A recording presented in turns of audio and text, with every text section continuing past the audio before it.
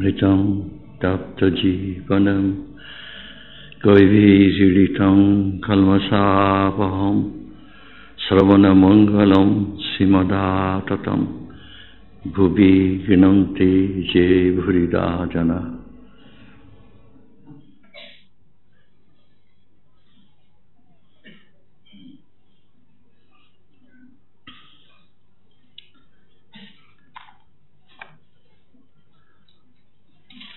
শ্রীরামকৃষ্ণ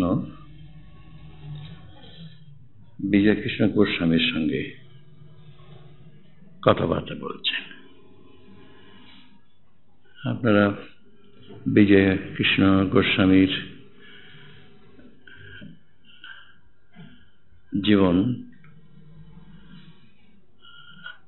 একটা আঁকা বাঁকা পথে চলেছিল, তা আপনারা জানেন। উনি গোস্বামী, অর্থাৎ অদ্বৈত গোস্বামী বংশে ওর জন্ম। কিন্তু উনি শেষে ব্রাহ্ম সমাজে যোগ দেন। ব্রাহ্ম সমাজে যোগ দিয়ে আবার ব্রাহ্ম সমাজের আচার্য, সেটা একটা বেতন ভোগী পদ, অর্থাৎ বেতন নিয়ে, সেটা নিয়ম ছিল ব্রাহ্ম সমাজে। ব্রাহ্ম সমাজটা তো অনেকটা ইউনিটেরিয়ান চার্চ, তার ছাঁচে গড়া। তাদের যেরকম নিয়ম কানুন প্রায় সবই এরা নকল করে নিয়েছিলেন। কাজেই আচার্য ওদের যেমন প্রিস্ট, পয়সা নিতেন বেতনভোগী, ঘর সংসার করতেন, সবই ওদের মতন। কিন্তু বিজয়কৃষ্ণ গোস্বামী বৈষ্ণব বংশে জন্ম। তিনি আবার দেবদেবী মানতেন, ছবি রাখতেন। আপনারা যদি ওর সঙ্গে মহর্ষি দেবনাথ ঠাকুরের যে পত্রালাপ হয় তা পড়েন, তা দেখবেন যে উনি ছিলেন ঢাকায়।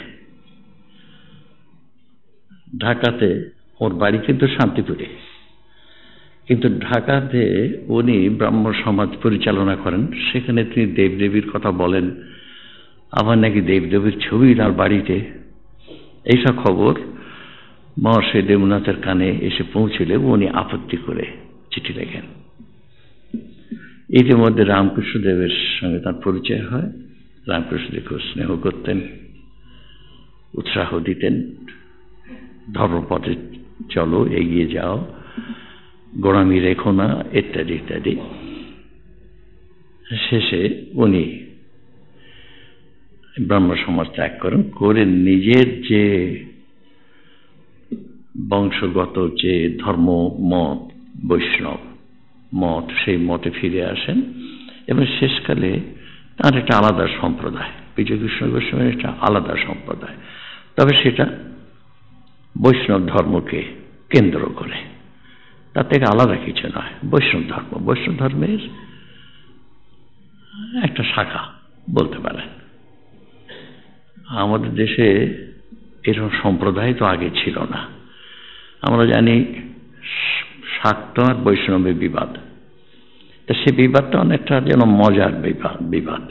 একই বংশে, একই বাড়িতে একজন শাক্ত আর একজন বৈষ্ণব, আবার যিনি শাক্ত তিনি বৈষ্ণব হয়তো। আবার একটু বাড়াবাড়ি কেউ কেউ করেন যে আমি বৈষ্ণব তো বৈষ্ণব। যে ফুটপাতে যাচ্ছে, ওই ফুটপাতে মা কালীর মন্দির আছে, পাছে চোখোচোখি হয়ে যায়, নাহলে ওই ফুটপাত ছেড়ে আরেকটা ফুটপাতে যাব, ইত্যাদি। এই সমস্ত খানিকটা মানুষ এইগুলি নিয়ে ব্যঙ্গ করে। আবার অতটা বাড়াবাড়ি হয়তো ছিল না, ছিল বটে, ভয়ানক বাড়াবাড়ি ছিল আহার টাহার ব্যাপারে, অনেক ব্যাপারে। বৈষ্ণবরা শেষকালে যে বৈষ্ণব আন্দোলনটা দুঃখ হয়। আমাদের দেশে একটা ভক্তির আন্দোলন, কি সুন্দর শ্রী চৈতন্য, ত্যাগ, বৈরাগ্য, প্রেম, পবিত্রতা, কি সুন্দর, সেটা ধীরে ধীরে একদিক থেকে দেখুন, আপনি যদি বাঁধ না রাখেন, এই যে বৌদ্ধ ধর্ম যেমন হলো, বৌদ্ধ এসো এসো এসো, এই কি এই কি এই কি, সবাই চলে এসো। এখন ঠিকই সবাইকেই স্থান দিতে হবে, কিন্তু এটা গড়ে নিতে হবে, তাদের তৈরি করতে হবে। তা সেই বৈষ্ণব শেষকালে দেখা গেল যে বাবাজি সেটা আখড়া, সেটা একটা বিদ্রূপ, কিছুই নেই সেখানে, পড়াশুনো নেই, প্রকৃত ধর্মচর্চা নেই, সেখানে কৃচ্ছ্রতা নেই, আবার যদি থাকে কৃচ্ছ্রতার বাড়াবাড়িটা খুব আছে, কিন্তু সত্যিকারের কৃচ্ছ্রতা নেই। এক কথা বলতে গেলে ঈশ্বর অনুরাগ নেই, ব্যতিক্রম আছে। এই যে পাটবাড়ির রামদাস বাবাজি ছিলেন, দেখেছেন বোধহয় আপনারা, আমি গেছি, দেখেছি, তার ভজন শুনেছি, কি মধুর,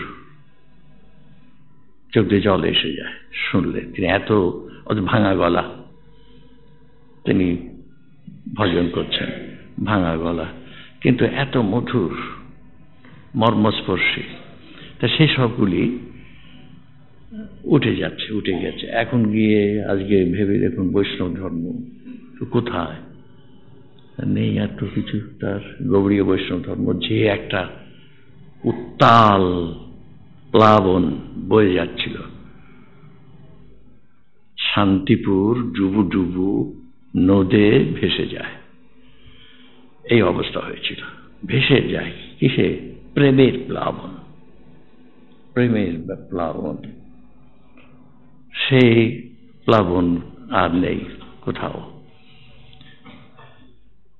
তা বিজয়কৃষ্ণ গোস্বামীর একটা সম্প্রদায় এখনো আছে, ছোটখাটো ভাবে হয়তো আছে, সেখানে তাদের যেমন পদ্ধতি সেইভাবে প্রার্থনা ইত্যাদি হয়।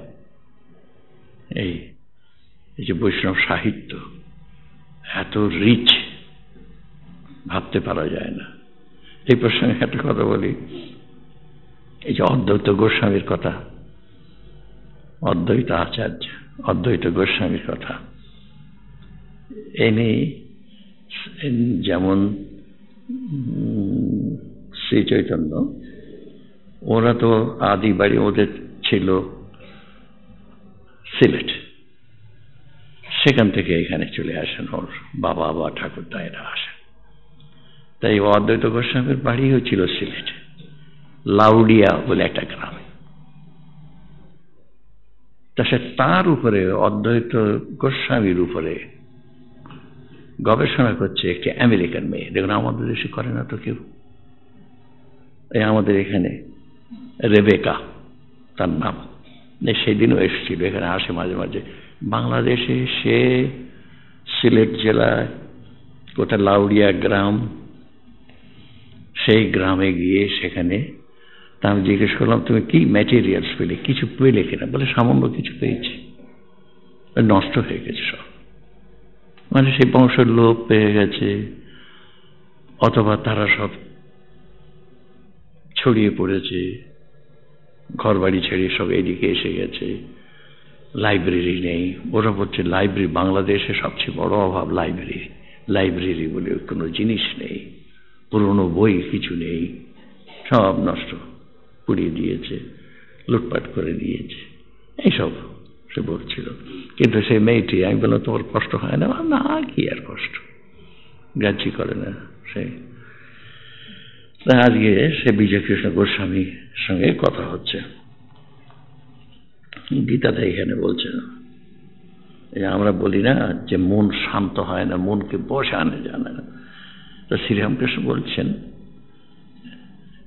গীতার কথা, বলছে মনের ধর্ম এইরকম, অসংশয়ং, কোনো সন্দেহ নেই, অসংশয়ং মহাবাহ।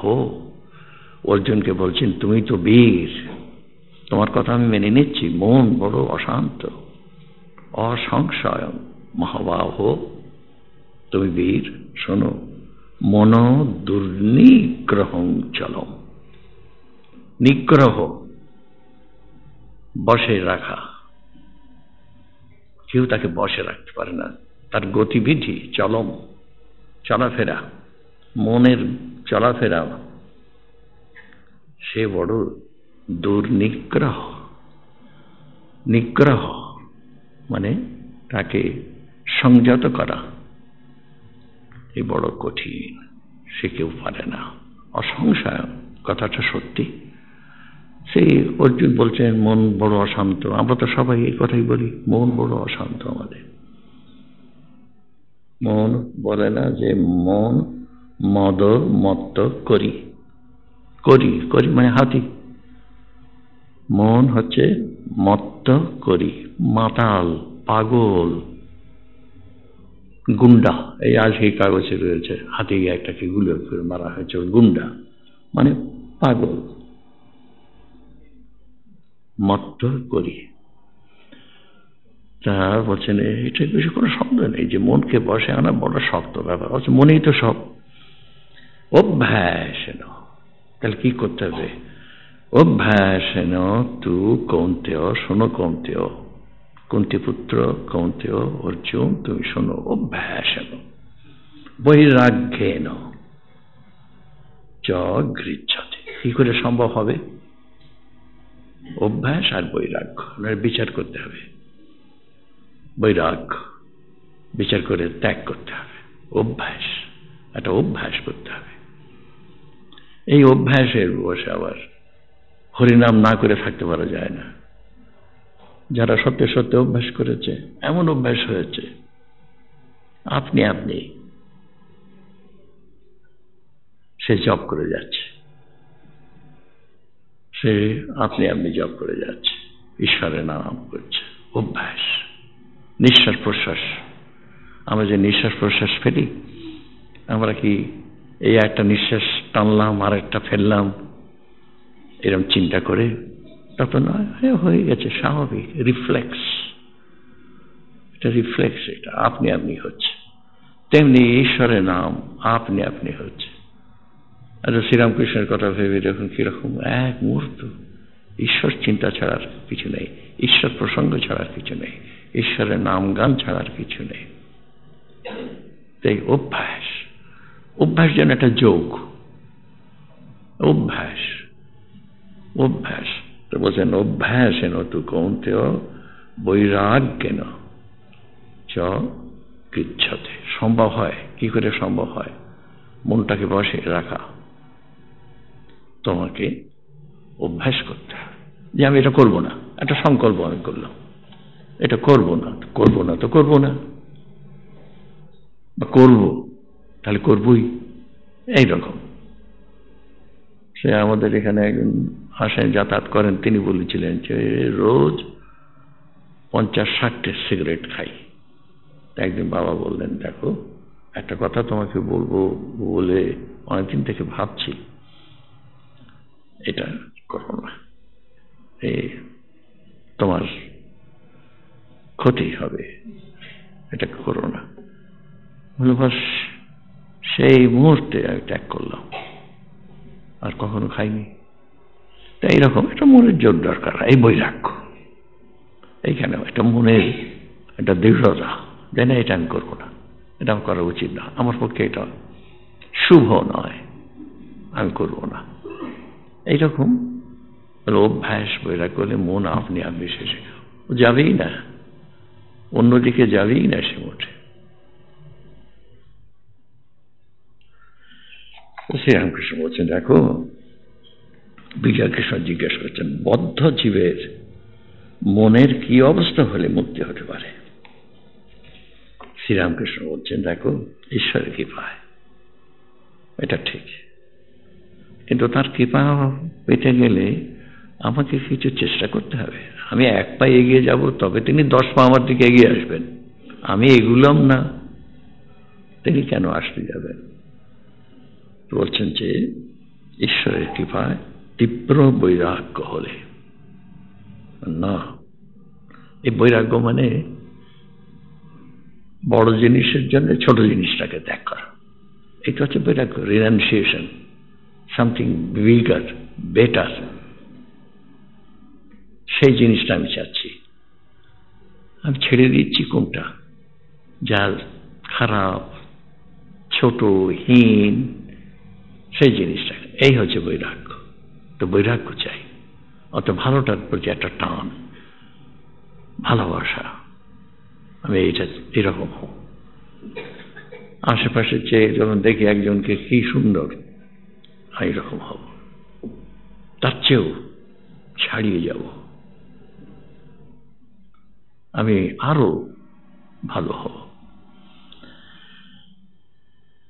মানে তখন আসক্তি থেকে, সংসারের বিষয় থেকে আসক্তি দূর হয়ে যায়। তীব্র বৈরাগ্য কাকে বলে? সে কিরকম হচ্ছে, হবে, এসব না। হচ্ছে, হবে না, এখনই হবে। তার মন তীব্র বৈরাগ্য হয়ে মন ঈশ্বরের জন্য ব্যাকুল। মার প্রাণ যেমন পেটের ছেলের জন্য ব্যাকুল, মার যেমন ব্যাকুল ছেলের জন্য, নিজের ছেলের জন্য। তীব্র বৈরাগ্য, সে ভগবান ছাড়া আর কিছু চায় না। সংসারকে পাতকুয়ো দেখে, ডুবে গেল পাতকুয়ো। আত্মীয়দের দেখলে সাপ বলে মনে করে। আত্মীয়দের দেখলে সাপ মনে করে কেন? কারণটা কি? কারণ আকর্ষণ তাদের প্রতি। তারাই আমরা আত্মীয় বলে নিয়েছি, তারাই আমার সব, তাদের জন্য আমার সব। না, এরকম ভাবতে নেই, না, তা নয়।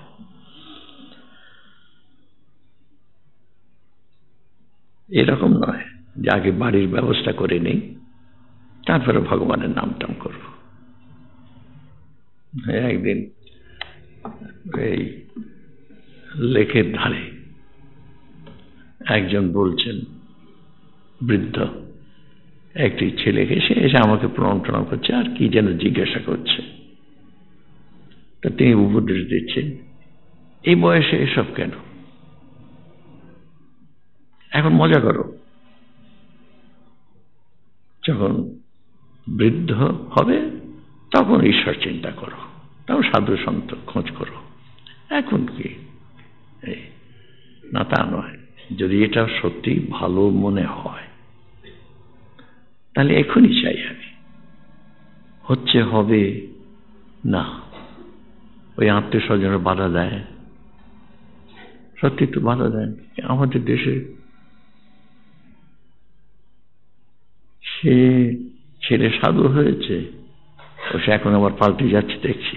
কেউ খুব বলে আশীর্বাদ করুন যে ওই যেন সাধু হয়, একমাত্র ছেলে যাচ্ছে। আবার অনেকে তার চেয়ে ওর মৃত্যু হলে ভালো ছিল, ও সাধু হলো, ও মরে গেল না কেন? বলছে এটা মুখে, এটা মনের কথা নয়। নিশ্চয়ই কোনো মা বা বাবা এই কথা মনে মনে ভাবতে চায় না, পারে না, কিন্তু মুখে অন্তর মরে গেছে শুনলে আমার কিছু। আমি একবার একজনকে বলেছি, তিনি বলছেন যে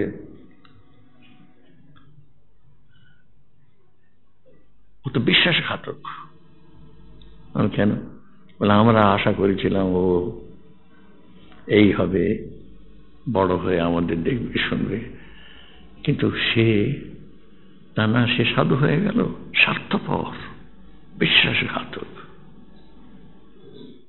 কিসে স্বার্থপর? সে এই আরামে থাকবো সাধু হয়ে, বেশ মজা চাকরি করতে হবে না, কিছু করতে হবে না, আপনারা তো ভালো খেতে টেতে দেন শুনেছি।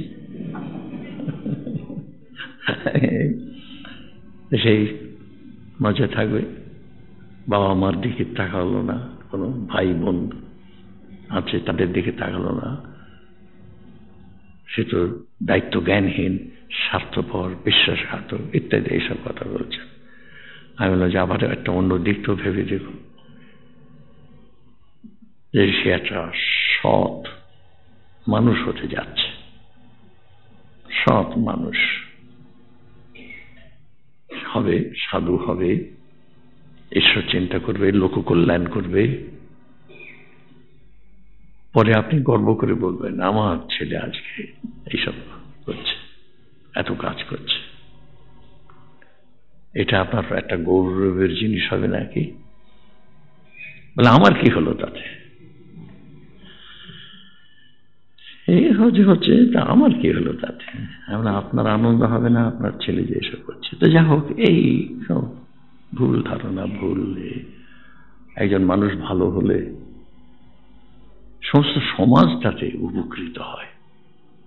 একজন মহৎ মানুষ যদি একটা দেশে হয়, আমাদের সব বলে যে যে পরিবারে একজন সাধু হয়েছে তারপরে 14 পুরুষ পিছনে এবং সামনে উদ্ধার হয়ে যায়, যে বংশে একজন সাধু হয়েছে, ঈশ্বরের কৃপায়। তা যা হোক, শ্রীরামকৃষ্ণ বলছেন যে বাড়ির বন্দোবস্ত করি তারপরে হবে, তা নয়। রোগ রোগ এইখানে শেষ। ওই যে শ্রীরামকৃষ্ণ বলতেন স্বামীজিকে এতটা পছন্দ করতেন কেন? ওর একটা রোগ আছে, এইরকম রোগ আছে। স্বামীজিও পছন্দ করতেন এইরকম। পারবে এটা করতে? আচ্ছা, একজন চেষ্টা করে দেখতে পারি, বলে কেন পারবো না? আরেকজন বলবে নিশ্চয় পারি, নিশ্চয় পারব।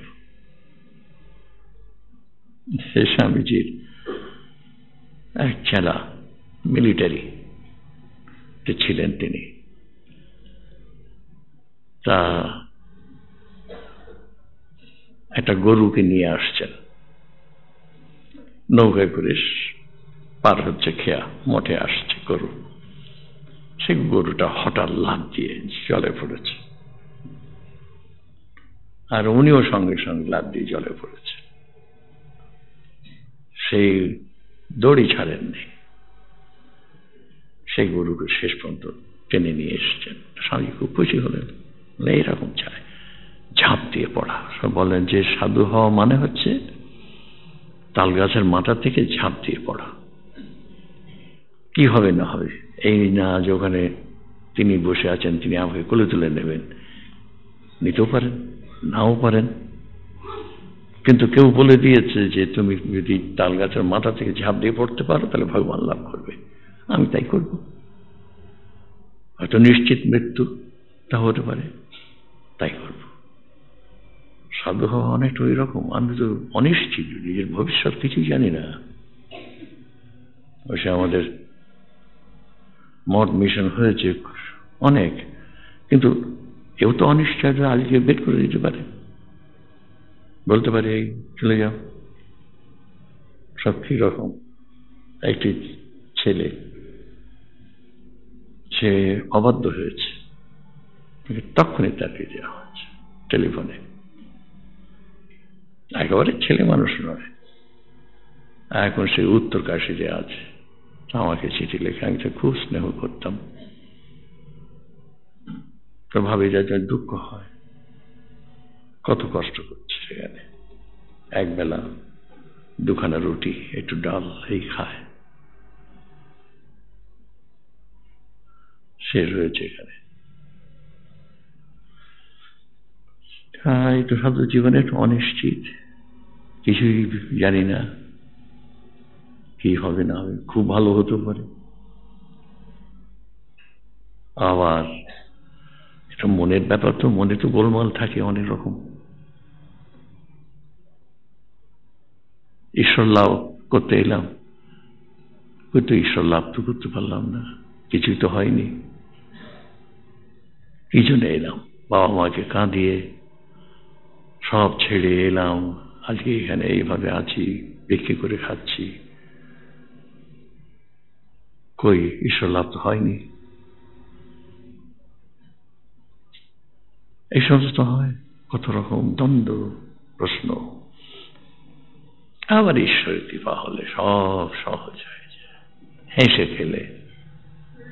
সে আমাদের এক সাধু মহাপুরুষ মহারাজের কাছে গিয়ে বলছেন, মহারাজ এত বছর আপনাদের কাছে আছি, কিছুই হলো না মহারাজ, কিছুই হলো না।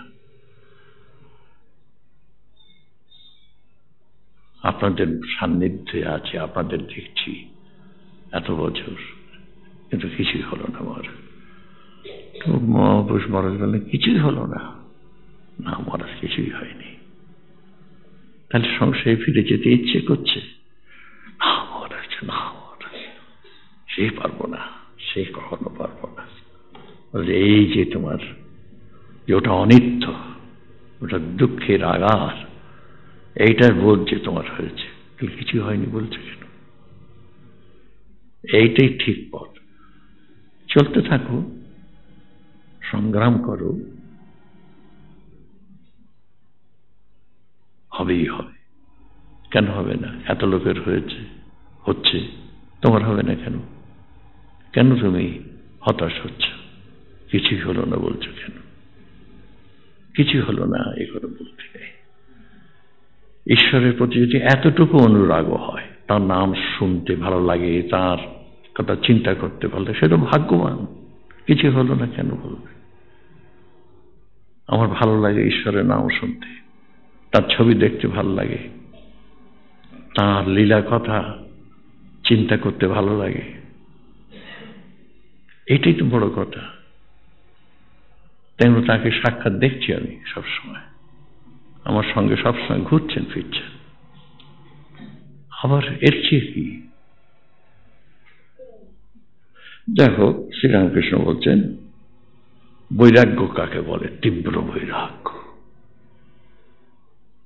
বলছেন এক দেশে খুব খরা, অনাবৃষ্টি, চাষিরা সব ধান কেটে দূর থেকে, ও খানা কেটে দূর থেকে জল আনছে।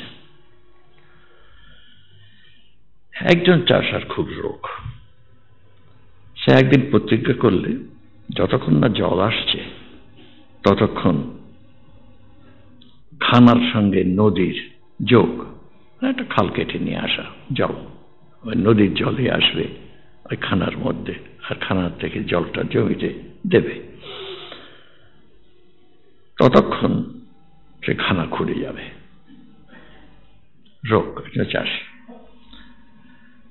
এদিকে স্নান করার বেলা হলো,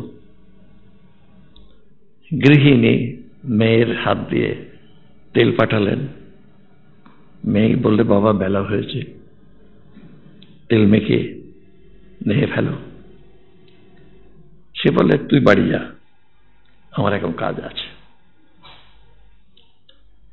বেলা দুপুর একটা হলো, তখনও চাষা সে খুঁড়ে যাচ্ছে, মাটি খুঁড়ছে, খানা খুঁড়ছে, স্নান করার নামটি নেই। তোমার স্ত্রী এসে বললে এখনো নাম নেই, ভাবতে জুড়ে গেল, তোমার সব বাড়াবাড়ি, না হয় কাল করবে।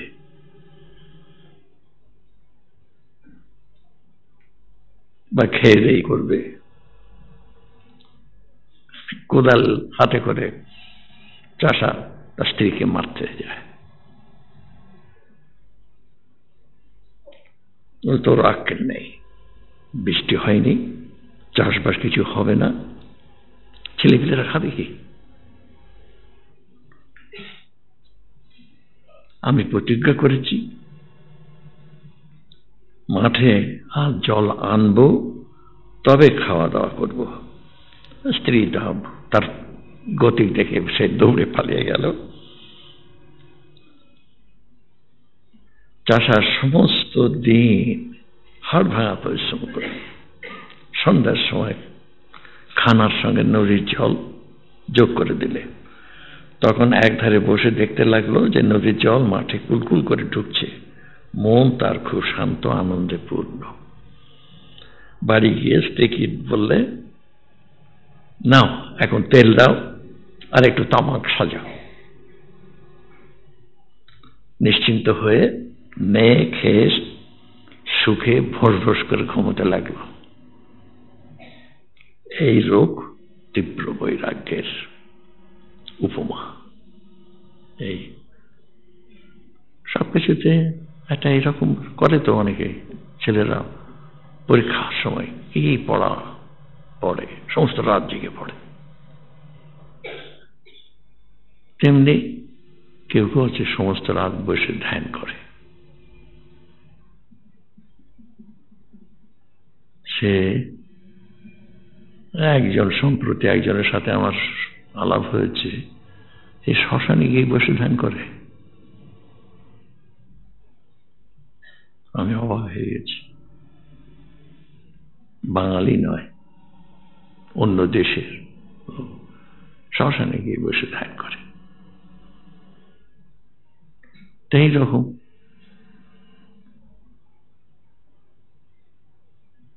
ছাড়বো না, আমি লেগে থাকবো, লাগি রহো, বলছে লাগি রহো, সবসময় লেগে থাকো।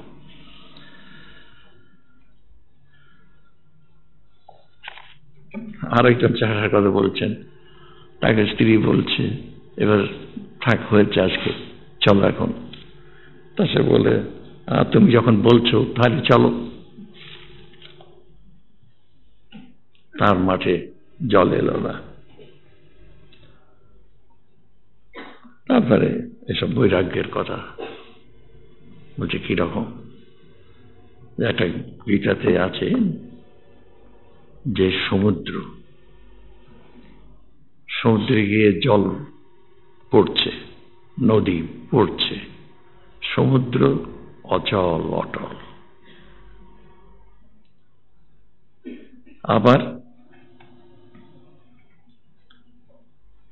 তেমনি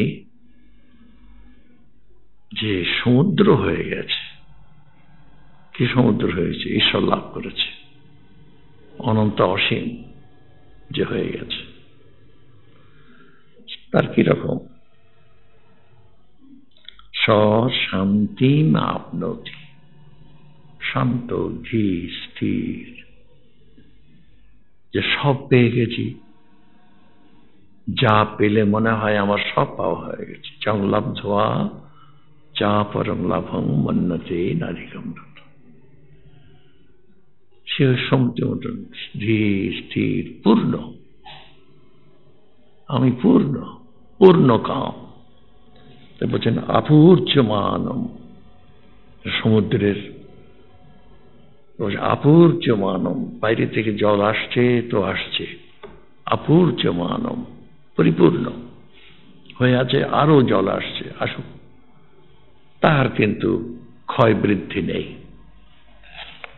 বলছেন সমুদ্রম আপ প্রভিশন্তি জগৎ, সমুদ্র অচল অটল পূর্ণ হয়ে আছে, তার মধ্যে জল পড়ছে, কত জল যাচ্ছে, নদী, আরো নদী যাচ্ছে, সমুদ্রের ক্ষয় বৃদ্ধি কিচ্ছু নেই। তৎপর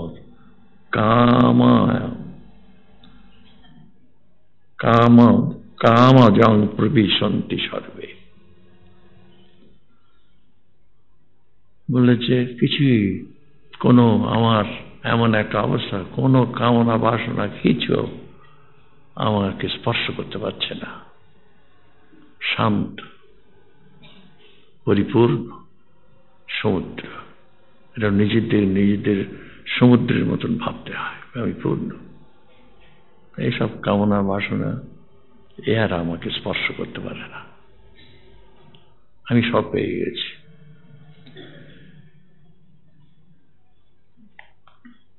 শ্রীরামকৃষ্ণ বিজয়কে বলছেন, আগে এত আসতে, এখন আসো না কেন? আসবার খুব ইচ্ছে, কিন্তু আমি স্বাধীন নই, ব্রাহ্ম সমাজে কাজ করছি, চাকরি করছি। বলছেন যে এই চাকরি করছো পরের দাসত্ব,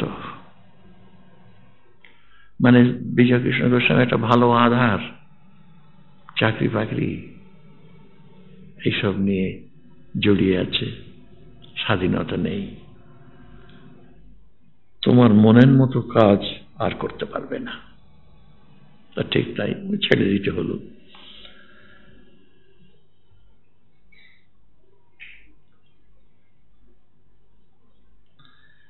জয়পুরে গোবিন্দজির পূজারীরা প্রথম প্রথম বিয়ে করত না, তারা খুব তেজস্বী ছিল। তখন রাজা একবার ডেকে পাঠালেন, তারা যায় না।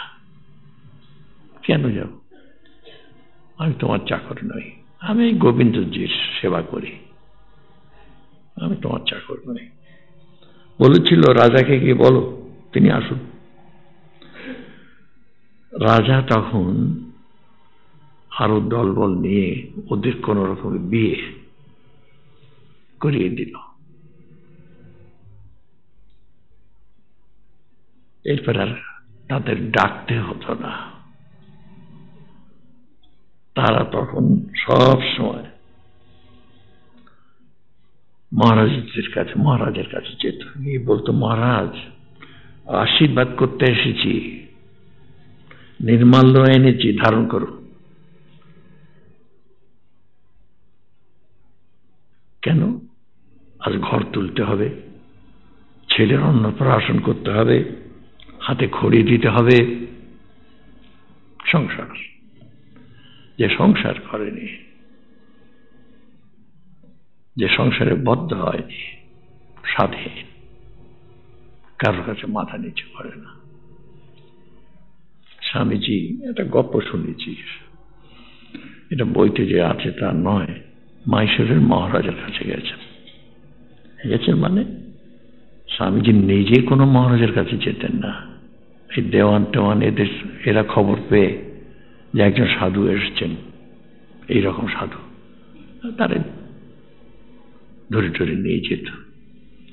আচ্ছা, মাইসোরের মহারাজা খুব বিদ্বান এবং খুব ভালো। তার স্বামীজি জুতো পায়ে দিয়ে যাচ্ছে, মহারাজের দরবারে জুতো পায়ে দিয়ে যাওয়ার সময় জুতো খুলতে বলেছে, জুতো খুলুন, জুতো খুলে যাবে। কি? আমি সাধু। মাস্টার ঠাকুরের খুব কাছে বসেছিলেন, তিনি কেবল শুনতে পেলেন ঠাকুর খুব আস্তে আস্তে বলছেন, তার হয়েছে।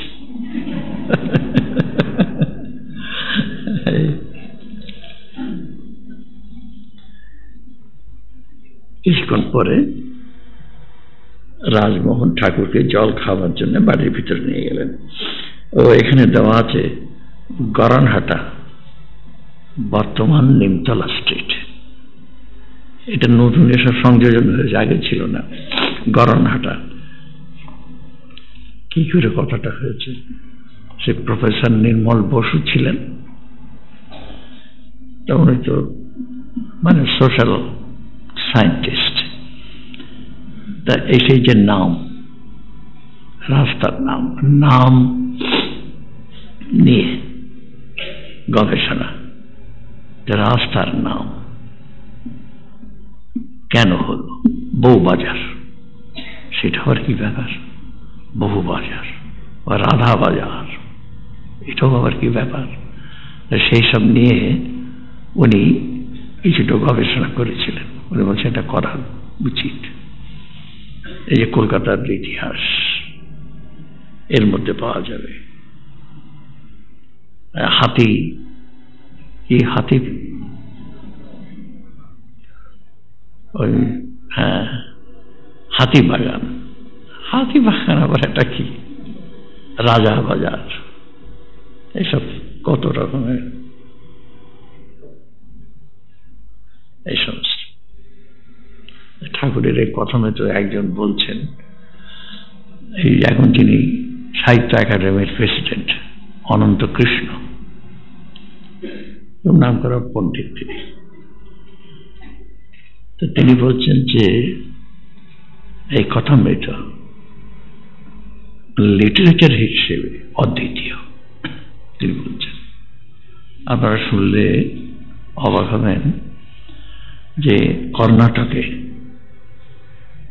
একজন পণ্ডিত আছেন, তিনি সমস্ত কথামৃত বাংলা পড়ে তিনি কর্ণাটকী ভাষায় কবিতাতে অনুবাদ করেছেন। এটা তো সংস্কৃততে অনুবাদ হয়েছে, আবার হচ্ছে। আবার এই কথামৃত সম্বন্ধে উনি বলছিলেন যে এইরকম ধর্মগ্রন্থ আর নেই, কারণ ধর্মগ্রন্থ অধিকাংশই দেখবেন এক পেশে, অধিকাংশ ধর্মগ্রন্থ এক পেশে, একটা বায়াস, একটা মত।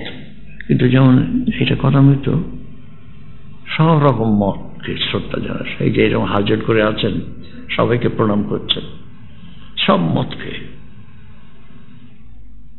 কাউকে নিন্দা করছেন না। এইরকম সব মতের সব শাস্ত্রের কথা এর মধ্যে আছে। আমাদের হিন্দু শাস্ত্রে যেমন ভাগবতের কথা আছে, চৈতন্য চরিতামৃতের কথা আছে, গীতা আছে, উপনিষদ আছে, এইসব তো আমাদের হিন্দু শাস্ত্র। কিন্তু আমরা দেখবেন মাঝে মাঝে বাইবেলের কথা আছে, অন্যান্য ধর্মের কথা অল্প অল্প আছে। এটা বড় একটা আশ্চর্য। কিন্তু কোন ধর্মগ্রন্থ অন্য ধর্মগ্রন্থ সংকীর্ণতা আর নিজস্ব একটা মত সেটাই দিয়েছে। সেইটা বলছিলেন ভদ্রলোক, উনি এসেছেন ওই আশাপূর্ণা দেবী, ওকে ওই সম্মান দেওয়ার জন্য আমাদের এখানেই উঠেছিলেন কালকে, সে বইয়ের কথা বলছিলেন।